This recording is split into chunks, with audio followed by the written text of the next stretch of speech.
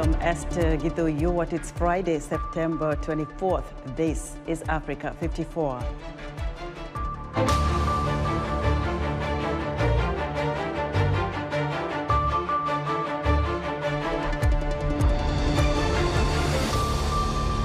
Refugees in Cameroon help build a great green wall to combat desertification. As health systems around the world face greater challenges due to COVID-19, we'll explore the issues behind investing in the continent's health systems. And a closer look at the meaning and impact of photography in Mali.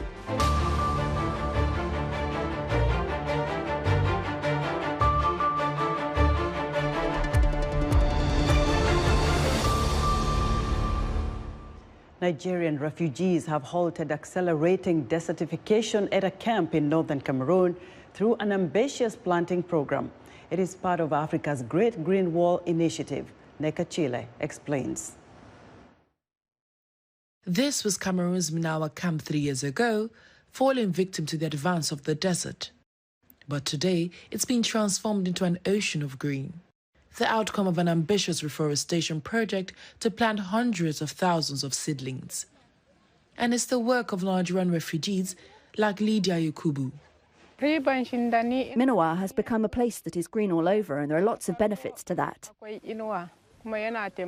We have shade from the sun, the soil has improved, and the trees attract water.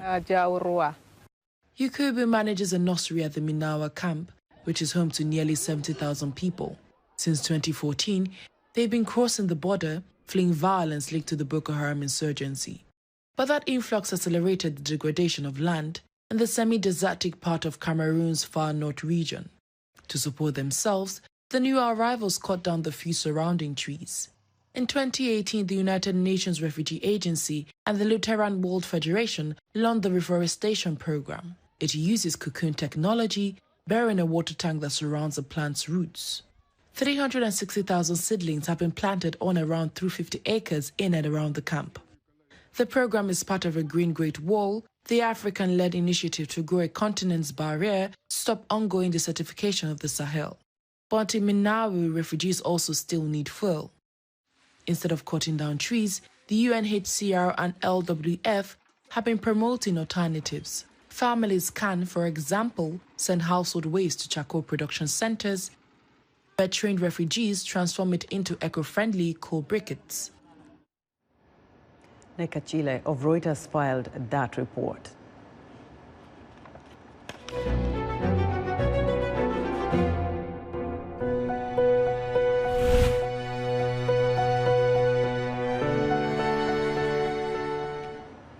Turning our attention to the United Nations General Assembly in New York, VOA UN correspondent Margaret Bishia sat down with Peter Maurer, president of the International Committee of the Red Cross, to talk about the ongoing crisis in the Tigray region of Ethiopia and his plans to visit the area.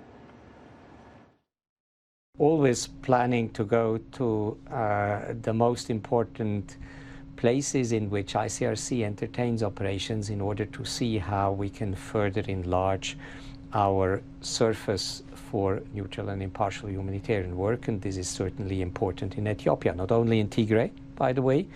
As everybody knows, the country has multiple conflictual realities in different parts of the country. ICRC is active in all those parts, and I think we need to go through the books with the Ethiopian government, with local authorities as well, to see how best we can enlarge our response to those displaced, those in need, to those impacted directly by the violence and war which was going on over the last couple of months unabatedly. In terms of formal access, I think together with the Ethiopian Red Cross Society, we have managed to have decent access to many places of the country. I wouldn't say that we have access everywhere and all the time as we would like, but the more important obstacles that we are encountering today are more of administrative nature than of openly political character. I think it's a complicated context to work. There are a lot of concerns from security and other authorities in Ethiopia to where we move, how we move, what we do. And I think it is important to make clear as well in that context that we need the support of the government, of the local authorities in order to be able to mount a more significant response, because the gap here, as you alluded to, the needs are increasing exponentially while our access and operational service. That was Peter Maurer, president of the International Committee of the Red Cross, speaking about its operations in Ethiopia's Tigray region. As Western countries begin to consider whether to offer a COVID-19 booster shot to their populations, most Africans are still waiting for their first. This was a message echoed by African leaders at the UNGA. Namibian President Hage Geingob called it vaccine apartheid. For the second year in a row, the world finds itself engulfed by the dark cloud of COVID-19 pandemic, which continues to claim thousands of lives daily. However, there is a light at the end of the tunnel. Global efforts to develop vaccines have been a scientific victory and testament to human ingenuity. In just under a year, the unexpected has happened. Several different vaccines have been tested and produced to be delivered to millions around the world. Unfortunately, the global rollout of the vaccines has not been impervious to the scourges of inequality. Vaccine apartheid has resulted in significant disparities in terms of vaccine rollout and availability, with many people in developing countries left out. It is a pity that we have a situation where in some countries, citizens are at the stage of receiving booster shots, while in other countries, many are still waiting to receive their first doses. Speaking virtually to the UNGA, Zimbabwean President Emmerson Mnangagwa says vaccine nationalism is self-defeating and contrary to the notion that no one is safe until everyone is safe. The hoarding and inequitable distribution with the resultant uneven vaccination patterns across the globe is not acceptable. Vaccine nationalism is self-defeating and contrary to the mantra that no one is safe until everyone is safe. Whether in the global north or south, rich or poor, old or young, all peoples of the world deserve access to vaccines. Tanzanian President Samia Suluhu Hassan says the COVID-19 pandemic is threatening to roll back her country's progress on other development goals. COVID-19 pandemic has reminded us how vulnerable we are as individual countries, regardless of our size, wealth, or geography. As we meet here today, we have less than a decade ahead to meet our collective commitment to achieve the Sustainable Development Goals. I note with great regret that according to the Sustainable Development Goals report of 2020, right now, the world is not on track to achieve the 2030 agenda, mainly due to adverse impact of COVID-19. That in some areas, this pandemic has even reversed the progress that was already achieved years back. It is expected that around 71 million people who got out of extreme poverty will be pushed back into that situation because of this pandemic. What is depressing is the fact that these impacts are not felt evenly. We in the developing world are the most affected. It is therefore imperative that concerted efforts are undertaken to address this devastating situation. Ugandan President Yoweri Museveni, also speaking virtually, says it was shocking to see the disparity between some rich nations and emerging countries concerning the availability of vaccines, and that developing nations should not hoard vaccines while poorer nations are suffering. Uganda, like other countries, has had to respond to the unprecedented and multifaceted effects of the COVID-19 pandemic. Uganda's approach has been to prioritize the protection of human life, to ensure sustainable, resilient, and inclusive recovery, and the government has taken deliberate and targeted decisions to continue strengthening the capacities of the national health system and other key sectors of the economy to respond to the impacts of COVID-19 pandemic adequately. Therefore, we call for more action to ensure that at the center of a global recovery, equitable and affordable access for all to safe, quality, and efficacious, effective, accessible, and affordable COVID-19 vaccines.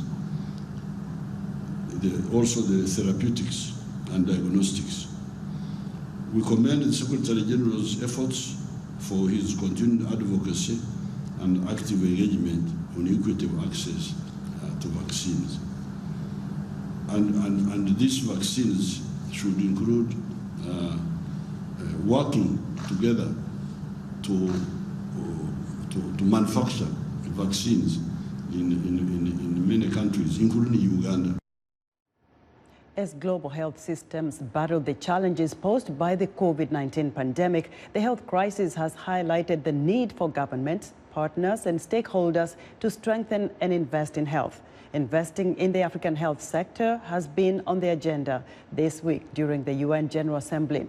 ABCHealth, in collaboration with the United Nations Economic Commission for Africa and the National Institutes of Health, gathered participants to collaborate on a path for universal health for Africans. Africa 54 health correspondent Lino Mudu spoke with Aiborje Imokede, chairman of the board of directors for ABCHealth, to discuss investing in Africa's health system. GBCHealth, in terms of history, is the Global Business Coalition on Health. And this was the global coalition of corporate bodies that came together to fight HIV/AIDS. Our founding CEO at the time was Ambassador Holbrook. Having really done great work for HIV/AIDS and related illnesses across the globe, particularly in Africa that bears the brunt of the disease, the board of GBCHealth teamed up with the Dangote Foundation to birth ABCHealth. So we take the institutional memory and capacity track record of GBCHealth, apply that model to Africa. You talked about the model of GBCHealth and you working to apply that in Africa. Can you kind of explain to us that model? Health is indeed wealth. There is such an absolute correlation between the health of the citizens of a nation and their wealth. GBCHealth had toolkits, had means of going to teach large corporations with huge employees safe living practices, healthy practices, and then also you have some social issues around every pandemic, even as we find here, stigmatization, etc., etc., etc. And then the mental health, mental trauma counseling, and all that. So these are the things that GBCHealth at the time did. Focused, of course, on HIV/AIDS.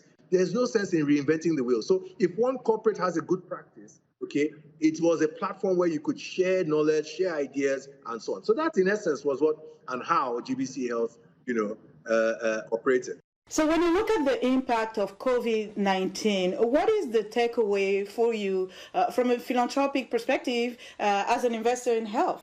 The beginnings of 2019, I began to advocate more and more around the fact that if we don't fix Africa's weak health system, if we don't fix these foundational issues, we will continue to have this perennial problem whereby when there is a major health issue around the world will rally, deal with that issue, but Africa will continue to bear the brunt of that issue whilst the rest of the world has put it to bed. malaria, HIV, and so on. And then along comes, COVID. What you see with COVID is you are seeing a repeat of that. We know that the answer is the vaccine. And when you think about vaccine inequity in terms of who has access to vaccines, and then the ability again to mobilize the people to overcome vaccine hesitancy, Africa is lagging behind. In some African countries, you don't even have something that rounds up to 1% in terms of the amount of population that has access and has been vaccinated. How are we going to deal with this if we don't cooperate as Africans? How are we going to deal with this if we don't mobilize help, from outside? So again, this notion of coalitions, particularly the private sector, because African governments are much weaker than their global counterparts. So we've really got to rally the corporate world, rally multilaterals and philanthropists, both African and from outside Africa, to focus their minds on this issue. There is an event happening, the Africa Investment Summit for Health. How do you think this particular summit will shift things on the ground? Well, the first is that there are not many summits on investment that focus on health. So it's fresh, it's an unexplored space. So I think that in itself, from investor standpoint, is very unique. There are three factors that must come together. One is the will of government. The second is the active involvement and investment of businesses. And the third is finance. So we've got to put these three stakeholders in one room and ask them this big question. In Africa, you have 1.3 billion people.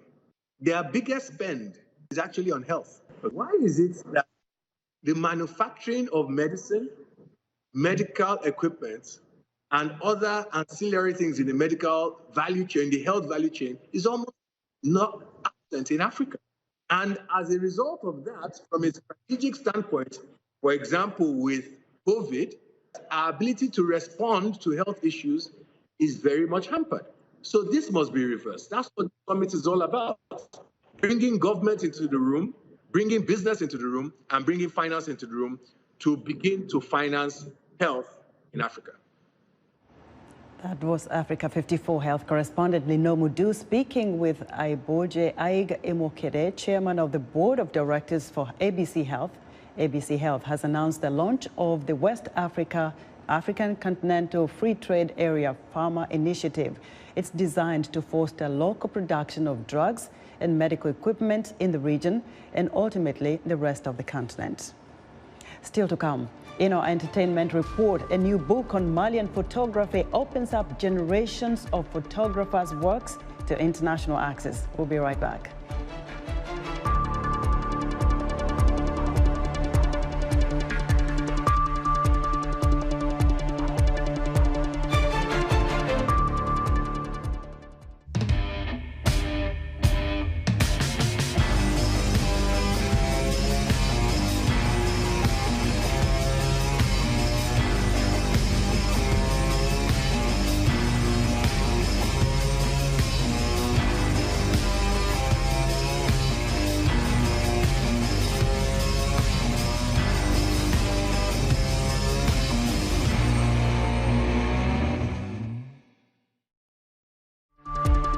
Africa 54, the White House is pushing back against accusations of deeply flawed policies leveled by its special envoy to Haiti, who resigned Wednesday over what he called an inhumane, counterproductive response to the recent Haitian migrant surge along the U.S. southern border with Mexico. White House Bureau Chief Patsy Widakuswara has more.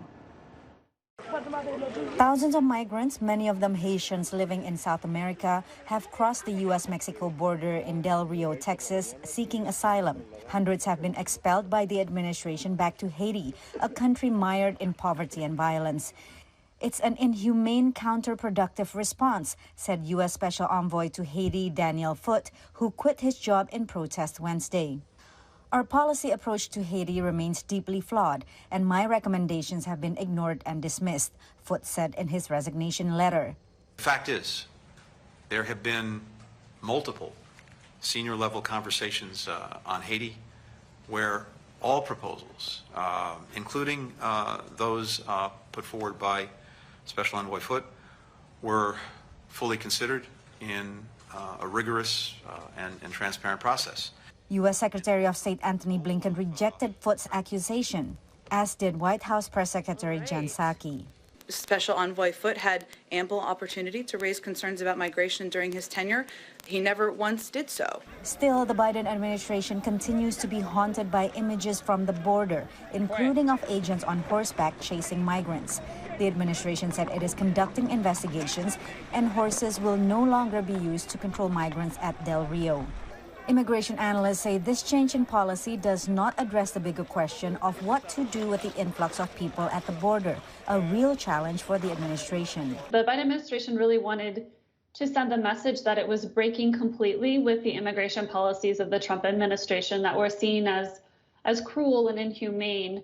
But at the same time, the Biden administration, I think, fears that if they treat the Haitian migrants all as asylum seekers and allow them in, that will send a message to people around the world that the U.S. border is open. Daniel Foote declined VOA's request for an interview. In his resignation letter, he pointed out Haiti cannot possibly absorb the deported migrants. The country is facing numerous crises, including last month's earthquake, the assassination of its president in July, and rampant gang violence causing many to flee. You know, COVID has made it difficult for them to be able to work, to sustain themselves. These are individuals who came from Haiti in the wake of a lot of earthquakes and then went to South America. Democrats in Congress have urged the administration to stop expulsions. The United Nations, which rarely criticizes U.S. policy, has also denounced the expulsions of Haitians as inconsistent with international norms. Patsy Widakuswara, VOA News at the White House. In this week's entertainment report, let's take a look inside the cover of a new book published by Indiana University Press on Malian photography. 20 years in the making, the book and its companion online archive open up generations of photographers' works to international access, while also preserving and protecting the collections from damage, art theft, and illicit trafficking of cultural property. Speaking with author Candice Keller, Heather Maxwell has more.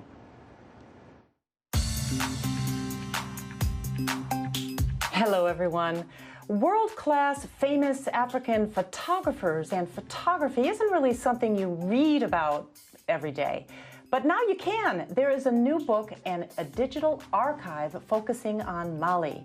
Joining me now to talk about it is its author, Dr. Candice Keller from East Lansing, Michigan. She is Associate Professor of African Art and Visual Culture in the Department of Art, Art History, and Design at Michigan State University. That's MSU. She's also Associate Director of Matrix, which is the Center for Digital Humanities and the Social Sciences. Hi, Candice. Thanks for joining me today. Hi, Heather. Thanks for having me. First, your book. What's the title and when did it go to press? Imaging Culture, Photography in Mali, West Africa. It was published in July of this year, 2021. What's it about? I tried to write a history of photographic practice in Mali from the 1880s all the way to the present. Because such a story doesn't really exist in press, and I wanted to provide a context for the ways in which photography came to the country, how it's been used, the important roles that it played. And who are the photographers, and how many photographs are featured? Well, there are many photographers from several generations, at least 3 or 4. The most famous internationally of whom is Malik Sidibé, who won several awards before he passed away in 2016. Seydou Keita, Tijani Shitu, Adama Kouyaté. There's over 70 photographers that are included in the book in one way or another. Most of them have photographs represented, and there are about 175 photos in the book. In these photographs, there are a lot of practices, like the ways that people hold their body, gestures, handshaking, poses, clothing, the way that it's worn, and ideas that are more abstract, that are being communicated that you wouldn't know, it wouldn't be clear to you if you weren't aware of the cultural context and the cultural background. And that's what this book is really trying to do, is to explain local conceptions of photography, the local role that photographers have played, the significance that it's had, and the power that it's given people throughout history. But now you also have this parallel digital archive. Tell me about that. Yeah, so this is a project that stemmed from my research over the past 20 years, talking with photographers, their families, the custodians of their collections, and two major concerns were repeatedly raised, which is the preservation of the physical archives themselves due to deterioration, climate, and also making them more accessible to international communities so that people are aware of these photographers and their important work, but in so doing, they become vulnerable to exploitation and theft. So we developed a group of partners, 5 photographers and their families, and Matrix, the Center for Digital Humanities and Social Sciences at MSU, conservators, and a whole group of people. There's about 50 of us, and we worked to try to make sure that we could digitize, preserve, rehouse, catalog, and protect these images so that they'd be freely accessible online in a low resolution for study purposes, but not exploitable in the international art market. But then high resolution versions are preserved for cultural heritage, but then also if people wanted to have projects, they would work with the families in order to get permission to do that. And so it's 5 photographers' archives, 128,000 negatives at the moment. It's been going on since 2009, and we're about to add a 6th photographer's collection this year. And over these years, you've been collecting and rescuing, really, some of these pictures and negatives. They were in some pretty bad situations. Yeah, and we've lost many over the years due to heat and other forms of damage. But I want to make it clear that it was important to all of us that the collections themselves, the physical original archives, remain in Mali. They don't move. And then we have the digital high-resolution collections in many different places to try to ensure they don't get lost over time. It's exciting, exciting work. Yeah, thank you. All right, that's it for today. I hope you enjoyed meeting Dr. Candace Keller and